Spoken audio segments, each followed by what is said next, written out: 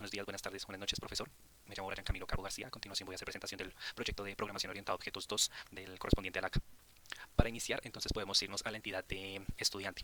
Entonces, en programación orientada a objetos podemos ver que se asignan unos atributos a un objeto, en este caso el objeto estudiante. Los atributos en esto pues, no serían muchos, la verdad, que corresponden al el orden de la inscripción, el curso, correo, nombre y el ID. Estos atributos, como buena práctica de programación orientada a objetos, se utiliza con el encapsulamiento de privado, pero asimismo se ponen los métodos públicos correspondientes a los get y a los set de cada uno de los atributos. Pues que estos son los que se manipularán y los que se usarán para las peticiones HTTP del cliente ahorita más tarde en el frontend, que lo vamos a ver. Para ya irnos más directamente a la lógica, podemos irnos a estudiante service y este método que tengo marcado acá, que es como el principal, aparte de otros como netamente el constructor o por ejemplo también la acción de eliminar a los estudiantes seleccionados. Esto solo es otra función aparte. Lo que más nos interesa saber es esta función de agregar, puesto que al momento de que esta función sea invocada, que este método sea invocado, vamos a recibir un estudiante de tipo estudiante. Cuando recibamos esto va a venir con unos atributos. Vamos a validar si el atributo de la inscripción de este estudiante va a estar vacío o no va a estar vacío. En dado caso de que esté vacío, vamos a proceder a través de este método a validar el tamaño de la lista y correspondiente a ese tamaño de la lista vamos a agregarle un 1 y asignárselo como tal al orden correspondiente. Asimismo, pues vamos a responder a la solicitud guardando al estudiante en la nueva base de datos.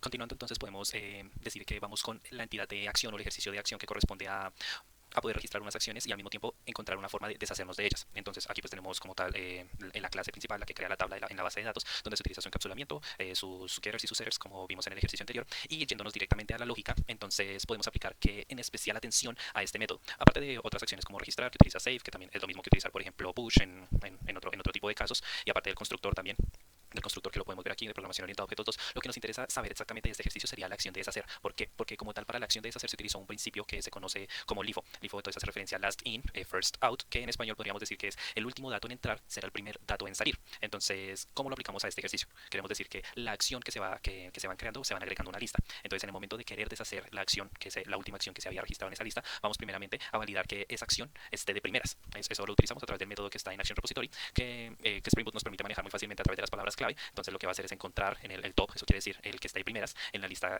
correspondiente, que sería el último que se ingresó. En dado caso de que no haya acciones que resolver, pues entonces se le indica aquí al usuario, a la petición HTTP, que no hay una acción que deshacer, y en dado caso de que no, se va a proceder a eliminar esa acción. Por última consecuencia de este método, entonces vamos a devolver la última, que eso corresponde a indicarle al usuario cuál fue esa acción que se eliminó. Los otros métodos que podemos ver pues son métodos que pues, ya se usan cotidianamente en cualquier otro de los ejercicios.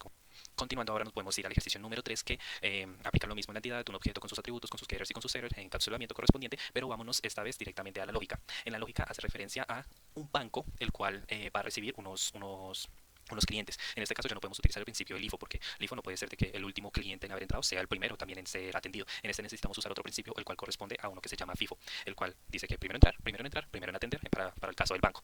Entonces el método que nos interesa aquí especialmente es este de registrar. ¿Por qué? Porque en este método podemos ver las siguientes condiciones que estamos tratando para poder solucionar el problema. Se le está especificando que no está atendido todavía en el momento de entrar a la lista, que sería uno de los atributos del objeto. Después de eso se está validando que la preferencia del cliente, que fue una acción que se agregó extra al ejercicio, esté vacía o no esté vacía. En dado caso de que esté vacía, o sea que nos esté indicando que sí tiene preferencia, entonces se le indica al objeto como tal, al atributo del objeto, que es falso, que no tiene preferencia. Continuando a eso, entonces vamos a ver con el orden de llegada. Así el orden de llegada entonces está vacío, se le va a poner un valor correspondiente como vimos en el ejercicio anterior a este. Pero de otra forma, vamos a contar la cantidad de registros que han sucedido y le sumamos uno. Después de esto, vamos a registrar el cliente en la lista. Por último, entonces vamos a validar el service de participantes, que como tal es otro objeto en el cual se le creó su entidad, su repository y el controller correspondiente, que los veremos actuando ahorita en el frontend más detalladamente. Entonces aquí podemos indicar que la lógica como más importante en este ya no sería para tratar unos principios como LIFO o unos principios como FIFO. ¿Por qué? Porque en este caso la necesidad de cliente es que nosotros registremos a gente que está participando, en este caso independientemente del ejemplo, que esté participando en X o Y cosa, pero necesitamos que no esté repetido. Entonces, el atributo que se seleccionó para validar que no esté repetido en la lista es el correo. Esto es una validación, entonces que registrar va a recibir un objeto tipo participante, que va a ser el participante, y se va a hacer una validación. ¿Cuál va a ser la validación? Si en el repositorio va a validar si existe entonces el correo del atributo del objeto que llegó.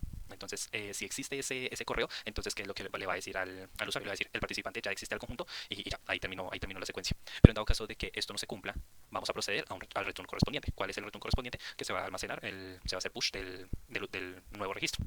Una vez ya visualizado como tal el pack que corresponde a la lógica del proyecto, vamos a ver el funcionamiento. En funcionamiento entonces tenemos que el ejercicio 1 es el que nos pide que ingresemos a estudiantes, que no importa si son repetidos o no, pero que la lista sea dinámica y vaya creciendo o disminuyendo en base a los registros.